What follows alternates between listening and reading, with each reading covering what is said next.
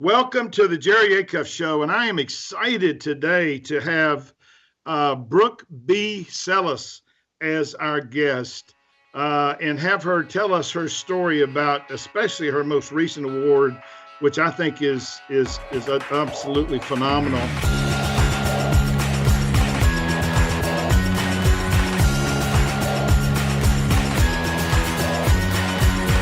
Let me tell you a little bit about Brooke. Brooke is in the trenches digital marketer, and she's the CEO at B Squared Media. She's a blossoming blogger, a purveyor of psychographics. Her mantra is think conversation, not campaign, which just really resonates with me. For somebody who is reasonably new to this business, she's been named one of the 70 rising social media stars by Mark Schaefer of Grow and was pegged as one of the 125 best people to follow on Twitter for social media geeks. And I am not a social media geek, though I do have 2,400 followers, but I will be following her this afternoon. Most recently, she taught as an adjunct professor for consumer behavior at SUNY branch in New York City for 2 years. She lives on a 6-acre farm in New Jersey, not very far from where I used to live, and is fortunate enough to spend her summers in Boothbay Harbor, Maine. She is clearly a ardent advocate for curing cystic fibrosis.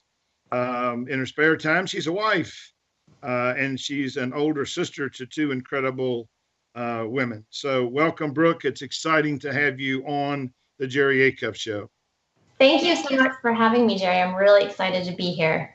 So tell me a little bit about yourself and your story, because I know you're not from New Jersey. No, I'm a Texas gal, and I still say y'all, which either people love or hate up here where I am now, but it's who I am, so it's here to stay. But yeah, I grew up in Texas, lived there for 29 years, and ended up coming up this way to the East Coast after the bottom fell out of the economy back in 2009. I was working in nonprofit actually for the Cystic Fibrosis Foundation, and layoffs came through when things went south in 2009, and I just decided, I wanted a change of pace. And my family, my mom and my dad and my youngest sister had moved up here to right outside of Philly. And I just decided, hey, why not move up there and just see what's happening that way. So how did you go from moving to Philadelphia to being partner of the year at Sprout Social Media, which is a big deal? Yeah, well, it's a really interesting story. So when I was working in nonprofit back in Dallas for the Cystic Fibrosis Foundation, Facebook was kind of just becoming popular. They didn't even have Facebook business pages back then. It was about 2007, I guess, and all they had were profiles or personal pages. But I thought, there's something about this Facebook thing. And one of my charges at the foundation was to figure out how to get young people involved with cystic fibrosis. And since it doesn't affect that many people, only about 33,000 Americans have CF, I had to get creative with how to get young people involved. So I thought, why not use Facebook to get young people involved? And long story short, within about 6 months, we planned a pub crawl in Dallas with young professionals, and we signed up 7,500 people to attend this event and ended up grossing over $60,000 for the foundation. So that always kind of stuck with me. And even after I got laid off and came up to the Northeast, I knew that there was something about social media and business, that there was something more there than just, pictures of your breakfast and what you ate today. But well, it's a fascinating story, and it tells me a couple things. One is that you have a natural curiosity. Obviously, you're visionary, but I still don't understand. How did you go from so obviously one of the lessons you learned, which I learned, I haven't learned as well as you have, but is the exponential power of the internet. Right. But how did you take that learning that there's exponential power of the internet and turn yourself into a social media expert who, by the way, I didn't mention, but I will when I get the rest of my notes here, who consults with marketing experts, marketing agency, teaches class, writes for world-class marketing sites, and is one of the top 100 influencers and brands. I mean, how do you go from this sort of awakening that you had with this pub crawl thing to where you are today, which is a leading expert in social media? I think, it's two things really. It's knowing what you want and setting those goals. I knew that I wanted to be an entrepreneur. In fact, my business now is really my third business. I had two failed decorating businesses previously. And I think it was just because I wasn't as passionate about decorating as I am about helping other people. So, setting those goals, knowing that I wanted to be an entrepreneur and figuring out the path to getting there. And then the other thing is knowing and working your network. I mean, I know this is so cliche, but the saying, your network is your net worth. That is absolutely 1,000% true. Not only do I keep in touch and be in conversation with my network, I really, really make that my focus in growing my business. So, the majority of my business comes from word of mouth. I don't spend a ton of money on advertising. Obviously, we do a lot of social media because that is what we do, but most of my business comes from word of mouth because I keep in contact with the VIPs in my network all the time. I talk to them on a weekly basis. Wow. One of the things that I developed, which I'm actually putting into the iPhone App Store this week, is an app called Really Linked. And I got this idea from a basketball coach who stays in touch with 120 people a month. And he calls one person, texts one person, emails one person, and writes one person every single day, 30 days a month. And I said, well, how do you do that? And he showed me this piece of paper. And I said, well, there's got to be a better technology solution. So I spent 5 years developing this app called Really Linked. And the reason I did it was I have 7,400 LinkedIn connections, and every single one of them is important to me. But there are 53 that are crucial to my success. And so Really Linked is about how do you take those 53 people, put them into Really Linked, and I can call them, text them, email them, or request a meeting with them without ever leaving the app. I can make notes on it like a CRM, and I can also create reminders of when I want to call you next. And it'll, show like any other reminder that you get on your phone that you've got a message on a text message or et cetera. And I did that because I think that if you don't have consistent, persistent, relevant contact with people, you lose influence. But the truth is, none of us can manage more than 150 contacts. And so anyway, I'm launching this app because it's sort of a mini CRM for free that makes it easy for you to stay in touch with the people who most matter to you. I love that. That's amazing. I'll as soon as it's available, I'll announce it on social media, but I'm going to give it away. My hope is that I can get, millions of users, and then somebody will come and say that they think it has economic value. I don't know. I said to myself when I built it, it'll make me money. I know, because it'll force me to stay in touch with people who fall off of my radar. Absolutely. I mean, I think it's really, entrepreneurship is really just understanding the fundamentals. I mean, yes, there are plenty of innovative entrepreneurs, but I feel like those are the outliers. Maybe they make up 5% of the entrepreneurs out there. The other 95% of entrepreneurs just understand those fundamentals, which is, exactly what you created in this app. And they follow those fundamentals, with a steadfast passion. They make sure they get it done. There are no excuses. And then that's why they're successful. Did you learn much from your two failed entrepreneurial attempts besides the fact that you're probably better off as an entrepreneur doing what you're passionate about? Yeah, I think my biggest learning was with the other two businesses, I had a partner. I went in with someone else. I think because I was scared to do it on my own, and I was young. My first business, I think I was 23 years old. So I didn't have the confidence to go in and do it on my own. And while that is scary, it's still scary today doing it on my own with B Squared turning 6 this year. I just think for me personally, that was a better fit because, I think I have an understanding of how I want things to work. And when I put my mind to it and I create that plan and follow that plan, good things happen. When you throw someone else in the mix, for me anyway, it became a little disjointed. There was, 2 visions instead of one. And there were, then several paths that we could take versus maybe only a few. And it just made things twice as hard. Yeah, it's interesting. I had I wouldn't say exactly, but I had a similar experience. I had partners in the first 2 or 3 businesses that I ran, and one of them was, I haven't had one that was been unsuccessful. I've had ones that have been more successful than others. It did take me, the first business I did, it took me 6 years to get profitable, and I borrowed $123,000 from 17 different credit cards in order to be successful. Wow. And it took me 6 years to pay them off. And so we still wound up selling the company. And I think I made, $250,000, which is not enough money to retire on. So, I started this other company, but I learned exactly the same thing you did. I don't want a partner. And, I learned it early because the first big project he and I landed 2 days into the project, and it was a big project, and he and I could have done it.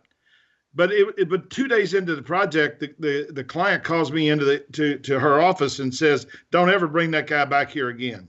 Ooh, yeah. So I got to do all the work and give him half the money. And I said, "I don't know about you, but that's not a formula that I'm that comfortable with." Yeah, I think that's a big thing in business too. You and I sounds like we have very similar work ethics. I will work to use a Southern expression, till the cows come home. I just work till it's done. Right. And not everybody has that kind of work ethic, and that's okay. That's I think a big lesson that I'm still trying to learn, is that everyone works in their own way, and it's not right for me to hold them to the way I work, which is hard because I want everyone to grind it out the same way I do. So what are some of the challenges that you faced along the way that have been sort of roadblocks to getting you to the success you've had now? I mean, you don't go from, B Squared to Sprouts Partner of the Year without some rough patches. Oh yeah. I think for me, and again, like I always want to say for me, because everyone has different business ideas, and they all work, right? There's more than one way to solve a problem. There's more than one way to get to a solution. But for me, the biggest success has come from 2 things. It's company culture and ruthless efficiency. So my success is somewhere at the intersection of those 2 things. And ruthless efficiency, I think we excel at, because what I've done is set up all of the different processes that we need to get an account to be successful from beginning to end. The company culture part, however, is very difficult because you're talking about people, just as we were saying just a minute ago. People are variables. People can be one thing one day and decide to be another thing the next day. So I think, my biggest challenge has been finding the right people, the right types of people, and the right people with the right passion to put in place with B Squared, because, I can't scale my company without people because we have to service clients. So finding the right people has definitely been the biggest challenge for us. But once we do find them, because we have these great processes, it's very easy to scale up from there. Yeah, that's a really, really interesting point. Monday, I chaired a session at an entrepreneurship conference at my college, where I went to Virginia Military Institute. And I remember, the people I had on my panel, one was a guy named Gil Minor, and Gil is the miner in Owens and Minor. And Owens and Minor is a $9.5 billion company. Yeah.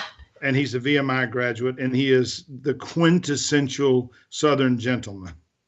Another guy that I had on my panel was a guy named David Lewis, and David had 138,000 employees in this hospital conglomerate that he ran. Another one's got 125 employees, and of course there I am with 30 employees.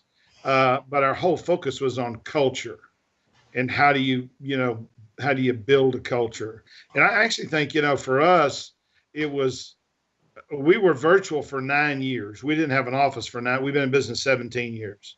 And we didn't have an office for 9 years. We worked virtually. And I actually think it was easier to create the culture virtually than it was once you actually got people in the office. Now, our office is kind of funny because our people are all over the country and they'd only come to the office, seldomly. But to me, when I asked Gil what he thought about culture, he said, culture is everything.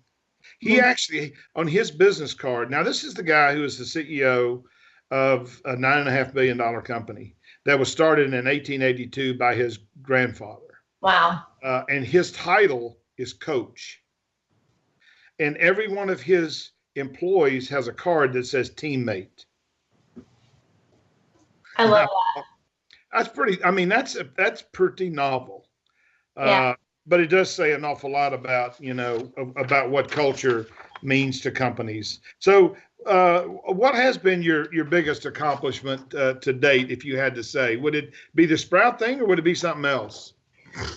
I'm just, the Sprout Award is wonderful because we're being recognized for what we do, but also because it also, put a spotlight on my personal achievement, which was to help, I continuously want to help those with cystic fibrosis. So it was kind of a double whammy. It was a professional and a personal win for me.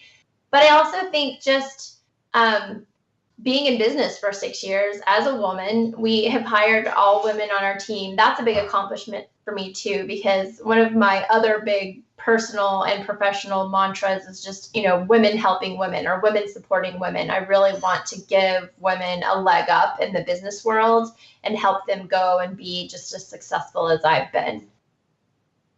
6 years in all women, huh? Yeah, right. Sounds scary, but no, it doesn't sound scary at all. One of the things I learned when I was in the pharmaceutical business, I had 650 salespeople, and I did an analysis of our top achievers, and like 75% of them were women. Yeah. And so my workforce is over 60% women, and so I could care less what your gender is. I want you to be really good at your job. But I have found that women are great listeners, which in consulting is a huge benefit. They're not so interested in talking. They're interested in understanding, and they have great ideas. So, our company benefits greatly from having majority of our employees be women. But that certainly is something for you to be proud of. Have you ever heard of Leah Woodford? No, I don't believe so. Remind me, send me an email and remind me to connect you with her. She's got this huge agenda television network about women helping women, and I think you ought to connect with her. Oh, I would love that. Thank you so much. Yeah. She lives in Phoenix. She was a TV personality for a while, and now she's got this whole thing going on. She just had a conference in Las Vegas a couple of weeks ago, which I couldn't come to because I was speaking to Merck. But I think she's somebody that would not hurt you to know, because I think her passion for women helping women is important. Now, I'm also going to tell you, as someone who has mentored many women, that I think women need men mentors as well. I couldn't agree more. In fact, my business mentor is Mark Schaefer, who's a very famous marketer. He's written 6 books on marketing. He's responsible for so much of my success, and he is a well-respected man who's in my corner. Not to say a woman couldn't do it or do what he does, but he has been fantastic for myself personally and for the business. Yeah, I just think that, I mean, I have three mentors. One of them's a woman who's 25. Wow. And wow, this is one of the most impressive people I ever met in my life. And of course, I hired her after she became my mentor. And she's not only a woman, but she's Hispanic. And so, what I'm learning from her about her generation and what I'm learning from her about Hispanics, I think is, hugely helpful for me. She's also an unbelievable business person. I mean, how this 25-year-old got this business savvy is absolutely beyond me. My other two mentors are, one's a 42-year-old guy, ex-CIA agent, and one's a 62-year-old a guy that I met in the Vistage group, which was a CEO group. But I think it's important to have, first place, I think it's important to have a mentor, period, whoever you are, no matter how successful you are, because, the whole idea of mentoring is, that you got somebody else to learn from. There was an article in the Knoxville Sentinel several months ago, and I was interviewed, and the Pulitzer Prize winning author says, I want to do an article about reverse mentoring. I said, well, what is reverse mentoring? Well, it's when some old geezer like you is mentored by a young person. Well, she didn't say it that way, but I mean, I'm saying it that way. And I said, honestly, there's no such thing as reverse mentoring. Mentoring is the concept of learning from someone who knows something you don't know. Mm-hmm. And I don't care if they're 12. I mean, I'm happy to have them as a mentor if it's something that I want to learn. And so, anyway, I think that's great advice for anybody. So what entrepreneurial advice, Brooke, would you give to people trying to start their own business, based on everything that you've experienced? If you had to say, these are the 2 or 3 things that you got to never forget or always remember, always focus on, that'll help you be successful, what would they be? I think the first and foremost thing, the biggest thing that always comes to my mind is to document everything. Because like I said, for me, our success kind of runs between the efficiency and the company culture. Well, that efficiency comes from building out processes from the beginning. And of course, there are always iterations along the way, and you learn things and you change things and you customize them maybe by client, but document everything that you do. Take it out of your brain and put it down on paper.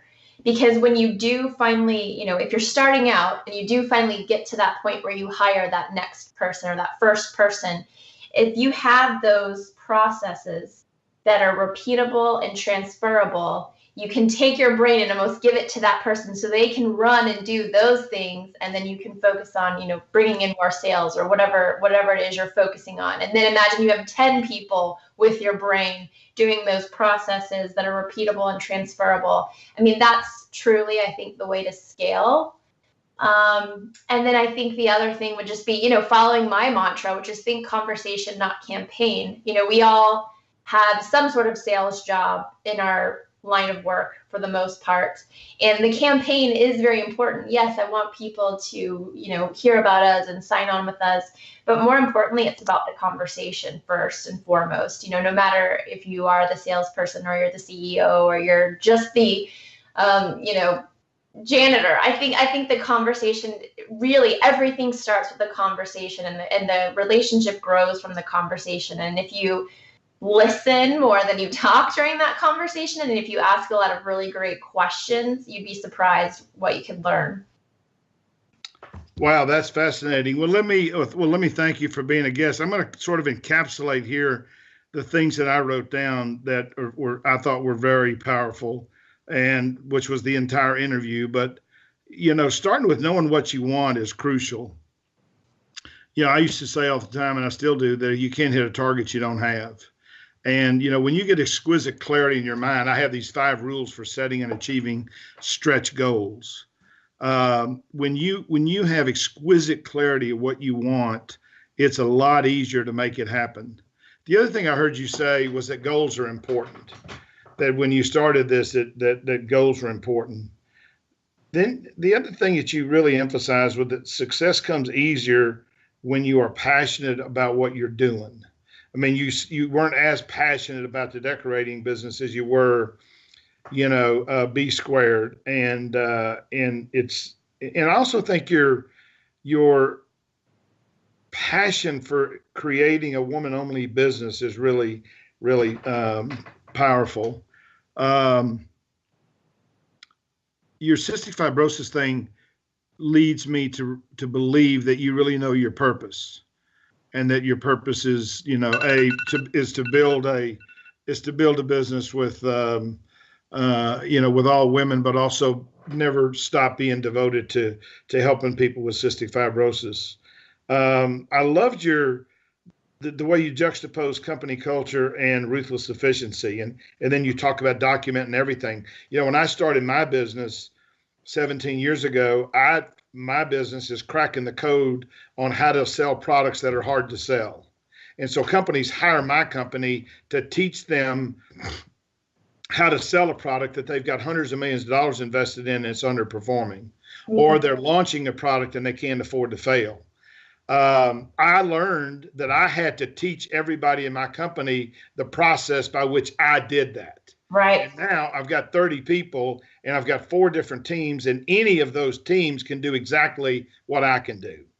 And I wouldn't have done that if we didn't have that, idea that we had to have the ruthless efficiency. And since you were such a fountain of knowledge today, you also, I thought, made a very powerful point about finding the right people whose values are a fit or are aligned with your culture. It's a lot easier for somebody to integrate into a company that they believe in, that they have the same kind of passion for, that their beliefs are exactly the same as the beliefs of the organization. And then, of course, I love think conversation, not campaign. I think the biggest problem we have in America today is that there's not enough understanding. And one of the reasons is because people have too much interest in talking about themselves, and they have too much interest and they have too much invested in their own opinion without being open to somebody else's.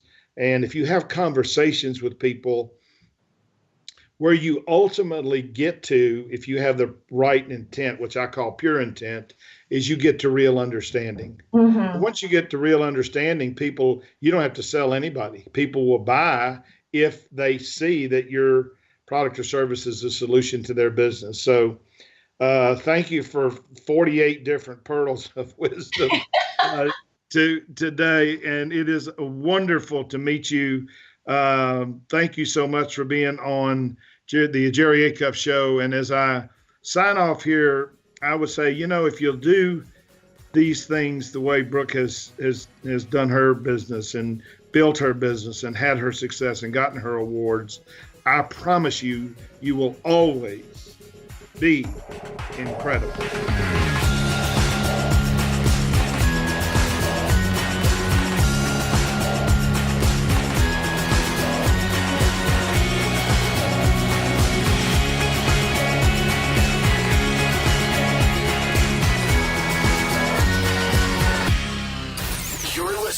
RNCN, the digital destination for premium talk radio.